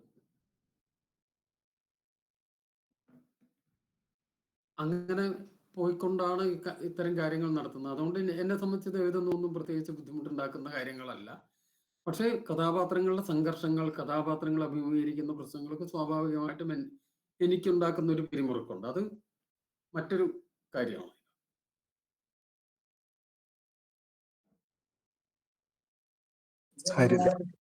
സർ, ഞാൻ ഐശ്വര്യ, ഫസ്റ്റ് ഇയർ BEd വിദ്യാർത്ഥിയാണ്. സാറിന്റെ ഏതെങ്കിലും പുസ്തകം ആരെങ്കിലും വായനക്കാര് വേറെ സാർ ഒട്ടും വിചാരിക്കാത്ത ഒരു രീതിയിൽ വ്യാഖ്യാനിച്ചിട്ടുണ്ടോ? അല്ലെങ്കിൽ അത്തരൊരു അനുഭവം പങ്കുവെക്കാമോ? നമ്മൾ വിചാരിക്കുന്ന പോലെ വായനക്കാർ വായിക്കണം എന്ന് നമ്മൾ കരുതുന്നതേ ശരിയല്ല. പലപ്പോഴും നമ്മൾ വിചാരിക്കാത്ത തരത്തിൽ ധാരാളം വായിക്കപ്പെട്ടിട്ടുണ്ട്. ഇപ്പൊ ആൽഫിയൊക്കെ ഒരു സയൻസ് ഫിക്ഷൻ ആയിട്ട് വായിച്ചിട്ടുണ്ട്. ഞാൻ വാസ്തവത്തിൽ സയൻസ് ഫിക്ഷൻ ആയിട്ട് എഴുതിയ പുസ്തകമല്ല. പക്ഷേ വായനക്കാർക്ക് അത് വായിക്കാനുള്ള സ്വാതന്ത്ര്യമുണ്ട്. നമ്മൾ എഴുതി കഴിഞ്ഞാൽ പിന്നെ ഞാൻ എഴുതുന്ന കഥകളോ പുസ്തകങ്ങളോ എല്ലാം നിങ്ങളെപ്പോലുള്ള വായനക്കാരുടെയാണ്. എഴുത്തുകാരന് അതിൽ പ്രത്യേകിച്ച് അവകാശമൊന്നുമില്ല. സാധാരണ റോം ബാർത്തൊക്കെ പറയുന്ന പോലെ ഓതർ ഇസ് ഡെഡ് എന്ന് പറയും. ഓതറിന്റെ കഥ കഴിഞ്ഞു, അതോടുകൂടി പിന്നെ വായനക്കാരുടെയാണ് പ്രശ്നം. അപ്പൊ വായനക്കാർ എങ്ങനെ വായിക്കണമെന്ന് ഓതർക്ക് പറയാൻ പറ്റില്ല. ഇപ്പോൾ ഈ ആൽഫ എന്ന് പറഞ്ഞ പുസ്തകം ഒരു സയൻസ് ഫിക്ഷൻ ആണ് എന്ന് പറഞ്ഞ് വായിച്ച അതിന്റെ സയൻസ് ഫിക്ഷൻ സെമിനാറുകൾക്കൊക്കെ എന്നെ ക്ഷണിക്കുകയും അത് അതിഗംഭീരമായിട്ടുള്ള സയൻസ് ഫിക്ഷൻ ആണെന്ന് വായനക്കാർ പറയുന്നത് ഞാൻ കേട്ടിരിക്കുകയും ചെയ്തിട്ടുണ്ട്. അപ്പൊ അതല്ലാന്ന് എനിക്ക് കയറി പറയുന്നതിലും അർത്ഥമില്ല. വായിക്കുമ്പോൾ പുതിയ പോസിബിലിറ്റീസിലേക്ക് എത്തും സ്വാഭാവികമായിട്ട്. അത് സന്തോഷമുള്ള കാര്യമാണ്. പുതിയ വായനകൾ ഉണ്ടാകുന്നു, പുതിയ രീതിയിൽ ചിന്തിക്കുന്നു. അപ്പൊ നമ്മൾ പ്രതീക്ഷിക്കാത്ത രീതി. ഇപ്പൊ ഫ്രാൻസിസ് എറ്റിക്കൂര വായിച്ചിട്ട് എൻ്റെ അതിനെ പറ്റി റിസർച്ചൊക്കെ ചെയ്യുന്ന ഒരു കക്ഷിയാണ്. അവര് കണ്ടെത്തിയ കാര്യങ്ങൾ എന്നോട് വന്ന് പറഞ്ഞപ്പോൾ ഞാൻ ഞെട്ടിപ്പോയി. ഇതെന്താണെന്ന് വെച്ചാൽ ഇതൊരു മഹാഭാരതമായിട്ടാണ് ഇതിന് ബന്ധം. ഈ 18 എന്ന് പറയുന്നതിൽ കയറി അതിൽ പിടിച്ചത് മഹാഭാരതത്തിന്റെ പല ഇതാണെന്ന് പറഞ്ഞ് മഹാഭാരതവുമായിട്ട് കമ്പയർ ചെയ്തുകൊണ്ട് ഇട്ടിക്കോരെ പറ്റിയിട്ട് ഒരു ഗംഭീര അനാലിസിസ് എന്നോട് പറഞ്ഞു. ഞാനതിങ്ങനെ വിളിച്ചിരുന്ന് കേൾക്കാന്നല്ലാതെ ഇല്ല. നമ്മൾ എഴുത്തുകാരൻ വിചാരിക്കുന്ന കാര്യമല്ല. എഴുത്തുകാരൻ വേറൊരു തരത്തിൽ ചിന്തിച്ച് ചെയ്ത സാധനം വായനക്കാരന് വായിക്കാം. അപ്പൊ അങ്ങനത്തെ ധാരാളം അനുഭവങ്ങളുണ്ട്. ഒരു തരത്തിൽ പറഞ്ഞാൽ അങ്ങനത്തെ വായനകൾ ഇത് മഹാഭാരതത്തിനെ പറ്റി കമ്പയർ ചെയ്തു എന്നുകൊണ്ടല്ല പറയുന്നത്. അത്തരത്തിലുള്ള വ്യത്യസ്തമായ നമ്മൾ ചിന്തിക്കാത്ത വഴിയിലേക്ക് വായനക്കാർ പോകുമ്പോഴാണ് നമ്മളെ സംബന്ധിച്ചിടത്തോളം കൂടുതൽ സന്തോഷം. അല്ലെങ്കിൽ നമ്മൾ പ്രതീക്ഷിച്ച ഇതിൽ തന്നെ വായന ഒതുങ്ങി നിൽക്കുന്നേക്കാൾ എത്രയോ സന്തോഷമുണ്ട് അപ്പുറത്തേക്ക് പോകും. Thank you sir. ആരെങ്കിലും ഒരു ചോദ്യം കൂടെ ചോദിക്കാം. എന്ന് വെച്ചാൽ 9 മണിയാവുമ്പോൾ ഞാൻ നിങ്ങളോട് ഗുഡ് ബൈ പറയും. അപ്പൊ അതിന് മുമ്പ് എന്തെങ്കിലും ചോദിക്കാനുണ്ടെങ്കിൽ ആർക്കെങ്കിലും. വളരെ സന്തോഷം.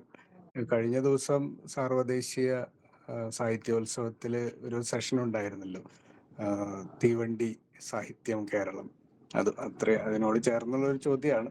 ഈ പറഞ്ഞ പോലെ സാറിൻ്റെ വിരമിക്കുന്നതിന് മുമ്പ് ഇത്തരം രചനകൾക്കുള്ള ആശയങ്ങളുടെ ഒരു സംഭരണവും 16-ന് ശേഷം ഈ എഴുത്തിലേക്ക് അതിൻ്റെ ഒരു സ്വാധീനമാണോ, അങ്ങനെയാണോ സംഭവിച്ചിട്ടുള്ളത്? അതോ ആ കാലത്ത് ഈ ജോലിയുടെ സമ്മർദ്ദത്തെ എഴുത്തിലൂടെ സബ്ലിമേറ്റ് ചെയ്യുക, അങ്ങനെ എന്തെങ്കിലും ഒരു ട്രിക്ക് അല്ലെങ്കിൽ ഒരു സ്ട്രാറ്റജി എന്തായിരുന്നു എന്ന് അറിയാൻ ആഗ്രഹം ഉണ്ടായിരുന്നു. ഈ തീവണ്ടി ജീവിതവും എഴുത്തും.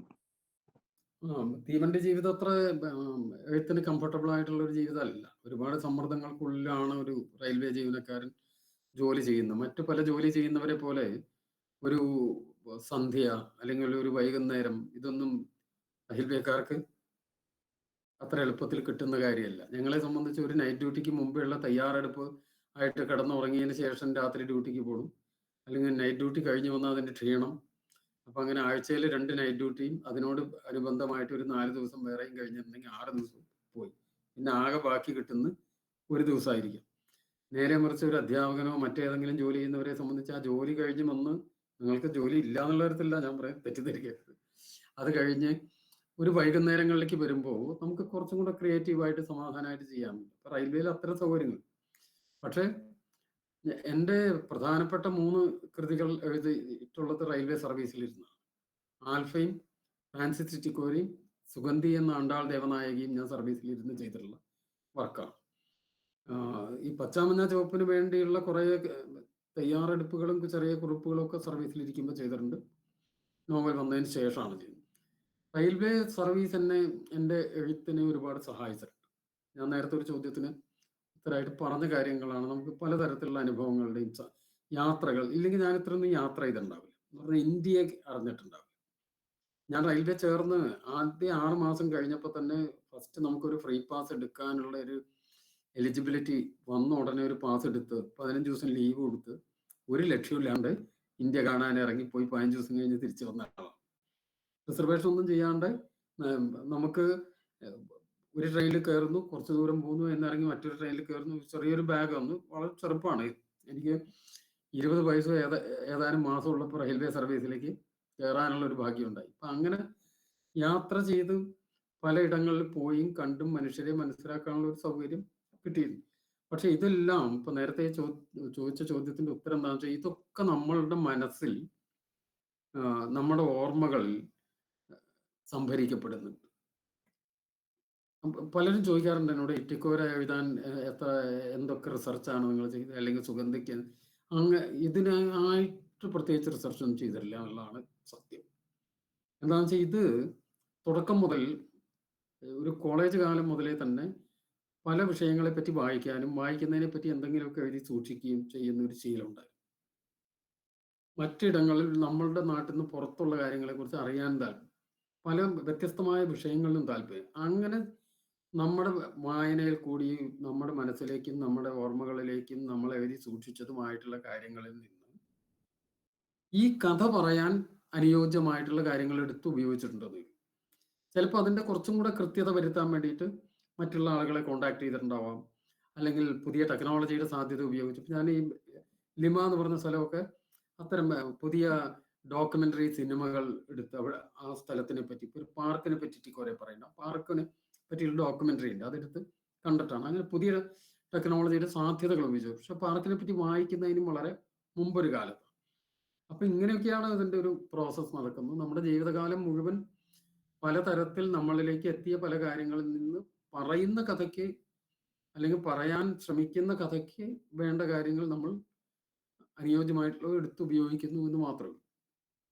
എനിക്ക് വേറെ ഒരു 1-2 ആവശ്യങ്ങളുള്ളതുകൊണ്ടാണ്, നിങ്ങൾ ക്ഷമിക്കുക. അപ്പോൾ തൽക്കാലം ഞാൻ ഗുഡ് ബൈ പറയുകയാണ്. നിങ്ങൾക്ക് എല്ലാവിധ ആശംസകളും. നമ്മുടെ കുട്ടികൾക്ക് എഴുത്തിന്റെ വഴിയിലുള്ള കുറച്ച് കുട്ടികളുണ്ട് ഇതിലേ. അവർക്ക് സാറിന്റെ ഒരു ഉപദേശം ഒന്ന് പറയാമോ അത് കഴിഞ്ഞിട്ട്? എഴുത്തിൽ വളരെ രസമായിട്ടൊരു ഉപദേശമുണ്ട്. അത് നിങ്ങൾക്ക് എങ്ങനെയാണ് നിങ്ങൾ എടുക്കുക എന്ന് എനിക്ക് അറിഞ്ഞുകൂടാ. എന്താണെന്ന് വെച്ചാൽ മറ്റ് കലകളും സാഹിത്യവും തമ്മിലുള്ള വ്യത്യാസം, ഒരു നിങ്ങൾ കർണാട്ടിക് മ്യൂസിക്കോ ഭരതനാട്യമോ അല്ലെങ്കിൽ എന്തെങ്കിലും ക്ലാസിക്കൽ ആർട്ട് ആണെങ്കിൽ അതിൻ്റെ ചിട്ടവട്ടങ്ങൾ ഏറ്റവും നല്ല രീതിയിൽ പഠിച്ച് അതിൻ്റെ നിയമങ്ങൾ അതിൻ്റെ അനുസരിച്ച് അത് ഏറ്റവും പെർഫെക്റ്റ് ആയിട്ട് അത് പെർഫോം ചെയ്യുമ്പോഴാണ് അത് ഗംഭീരമായി എന്ന് പറയുന്നത്. സാഹിത്യത്തിന് ഇപ്പം നോവൽ ഇന്നതാണെന്ന് നിരൂപകരും സാഹിത്യ അധ്യാപകരും പ്രബുദ്ധരായ വായനക്കാരും പറയുമ്പോൾ പുതിയൊരു എഴുത്തുകാരൻ വന്ന് ചെയ്യുന്ന എന്താണെന്ന് വെച്ചാൽ, ഇത് നിങ്ങളുടെ നിർവചനം തെറ്റാണ്, മറ്റൊന്നാണ് നോവൽ എന്ന് തൻ്റെ കൃതിയിലൂടെ സ്ഥാപിക്കുകയാണ്. കഥകളാണെങ്കിൽ നോവലാണെങ്കിൽ സാഹിത്യത്തിൽ കവിതകളിലൊക്കെ നിരന്തരമായിട്ട് നിർവചനങ്ങളോടുള്ള നിരന്തരമായ കലഹമാണ്, സർഗാത്മകമായ കലഹമാണ് എഴുത്തിൻ്റെ ഒരു വഴി. അത് തോന്നുന്നു അതത്ര എളുപ്പമുള്ള വഴിയാണോ? അത്ര എളുപ്പമുള്ള വഴിയല്ല. പക്ഷെ ആ വഴി കൂടി പോകുന്നതാണ് പൊതുവെ നല്ലത്. എന്താ വെച്ചാൽ നിങ്ങൾക്ക് നിങ്ങളുടെ ഒരു വഴി കണ്ടെത്താൻ പറ്റും. മറ്റാളുകൾ നടന്ന വഴി കൂടി പിന്നിൽ അതേപോലെ നടന്നിട്ട് എഴുത്തിനെ സംബന്ധിച്ച് വലിയ പ്രയോജനമൊന്നും ഉണ്ടാവാൻ സാധ്യതയില്ല.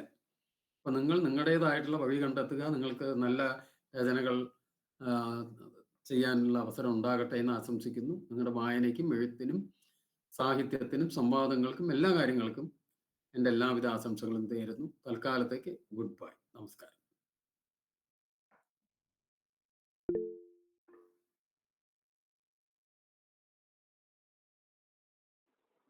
Thank you sir, thank you all. ഈ പരിപാടിക്ക് ഔദ്യോഗികമായി നന്ദി അറിയിക്കുന്നതിനായി 1ാം വർഷ സോഷ്യൽ സയൻസ് വിദ്യാർത്ഥി അഭിനയിനെ ക്ഷണിക്കുന്നു. എല്ലാവർക്കും നമസ്കാരം. ഇന്നത്തെ വ്യാഴാഴ്ച വായനാഴ്ച എന്ന ഈ പരിപാടി ഏറ്റവും ഭംഗിയായി സമാപിക്കുന്ന ഈ വേളയിൽ ഇതിനുവേണ്ടി പ്രയത്നിക്കുകയും സഹായ സഹകരണങ്ങൾ നൽകിയ എല്ലാവരെയും ഈ നിമിഷം നമുക്ക് ഓർക്കാം. ആദ്യം തന്നെ ഈ പരിപാടി മനോഹരമായി നടത്തുവാൻ നമ്മെ പ്രോത്സാഹിപ്പിക്കുകയും പിന്തുണ നൽകുകയും ചെയ്ത SNM training college Moothakunnam principal doctor Susmitha ടീച്ചർക്ക് ഹൃദയപൂർവ്വം നന്ദി അറിയിക്കുന്നു. അടുത്തതായി നമ്മുടെ ക്ഷണം സ്വീകരിച്ച് ഇവിടെ എത്തുകയും തൻ്റെ എഴുത്തനുഭവങ്ങളും ജീവിതാനുഭവങ്ങളും നമ്മളുമായി പങ്കുവയ്ക്കുകയും ചെയ്ത ഏറ്റവും പ്രിയപ്പെട്ട TD രാമകൃഷ്ണൻ സാറിന് SNM ട്രെയിനിങ് കോളേജിൻ്റെയും ലിറ്റററി ക്ലബിൻ്റെയും ലൈബ്രറി റീഡേഴ്സ് ഫോറത്തിൻ്റെയും പേരിൽ ഏറെ സ്നേഹത്തോടെയും സന്തോഷത്തോടെയും നന്ദി അറിയിക്കുന്നു. അടുത്തതായി നമുക്ക് വേണ്ടി 6 വിരലുകളുള്ള ഉണ്ണിയേശുവിൻ്റെ പള്ളി എന്ന ചെറുകഥാ സമാഹാരത്തിൻ്റെ നിരൂപണം അതിമനോഹരമായി അവതരിപ്പിച്ച 1ാം വർഷ B.Ed വിദ്യാർത്ഥിനി ഹരിത രമേശിന് ഈ പരിപാടിയിൽ പങ്കെടുത്ത എല്ലാവരുടെയും പേരിൽ നന്ദി പറയുന്നു. വ്യാഴാഴ്ച വായനാഴ്ച എന്ന ഈ പരിപാടി എല്ലാ ആഴ്ചയും വിജയകരമായി നടത്തുവാൻ എല്ലാവിധ പ്രോത്സാഹനവും സഹായവും ചെയ്തുകൊണ്ടിരിക്കുന്ന teacher coordinator doctor KS Krishnakumar സാറിനും IQAC കോർഡിനേറ്റർ ഡോക്ടർ ഹീര ടീച്ചറിനും ഹൃദയപൂർവ്വം നന്ദി അറിയിക്കുന്നു. Literary club and library readers forum പ്രതിവാര പുസ്തക നിരൂപണത്തിൻ്റെ സ്റ്റുഡൻറ് കോർഡിനേറ്ററായ അക്ഷയ TSന് വളരെ സ്നേഹപൂർവ്വം നന്ദി അറിയിക്കുന്നു. ഈ പരിപാടിയിലേക്ക് നാം എല്ലാവരെയും സ്വാഗതം ചെയ്ത 1ാം വർഷ B.Ed വിദ്യാർത്ഥി അലൻ PS-ന് സ്നേഹപൂർവ്വം നന്ദി അറിയിക്കുന്നു. ഈ പരിപാടിയുടെ മോഡറേറ്ററായി ആദ്യാവസാനം വരെ ഭംഗിയായി പ്രവർത്തിച്ച, കൃത്യമായി പരിപാടിയെ മുന്നോട്ട് നയിച്ച 1ാം വർഷ B.Ed വിദ്യാർത്ഥിനി ശ്രീലക്ഷ്മി പ്രദീപനും സ്നേഹപൂർവ്വം നന്ദി അറിയിക്കുന്നു. തിരക്കുകൾ മാറ്റിവെച്ച് വ്യാഴാഴ്ച വായനാഴ്ച എന്ന ഈ പരിപാടിയിൽ പങ്കെടുത്ത് ഇതിനെ വിജയിപ്പിച്ച എല്ലാവർക്കും ഞാൻ ഹൃദയപൂർവ്വം നന്ദി അറിയിക്കുന്നു. നന്ദി, നമസ്കാരം.